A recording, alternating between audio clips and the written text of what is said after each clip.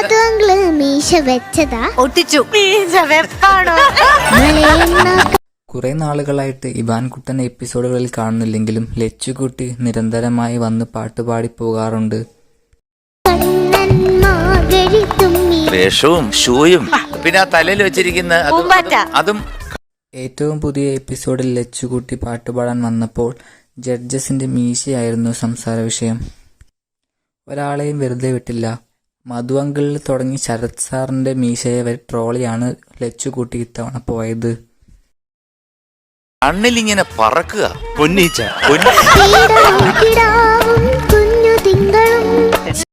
എത്ര നോക്കിയിട്ടും ലച്ചുകുട്ടിയുടെ സംശയം തീർന്നിട്ടില്ല. ശരത് സാറിന്റെ മുഖത്ത് നോക്കി ഇത് മീശ തന്നെയാണോ എന്ന് പലതവണ നോക്കുകയും അതോ ചാട്ടാമ്പുഴുവാണോ എന്നൊക്കെയായിരുന്നു ലച്ചുകുട്ടിയുടെ ചിന്ത. അത് മീശയാ മക്കളെ. കൊച്ചു വെച്ച ചാട്ടാമ്പുഴു. എന്തായാലും എപ്പിസോഡ് വളരെ കളറായിട്ടുണ്ട്. ലച്ചുകുട്ടി അതീവ സുന്ദരിയായിട്ടായിരുന്നു എപ്പിസോഡിൽ വന്ന് പാട്ടുപാടിയത്. മാത്രമല്ല പ്രേക്ഷകരെ വളരെയധികം ഈ എപ്പിസോഡ് ചിരിപ്പിച്ചു.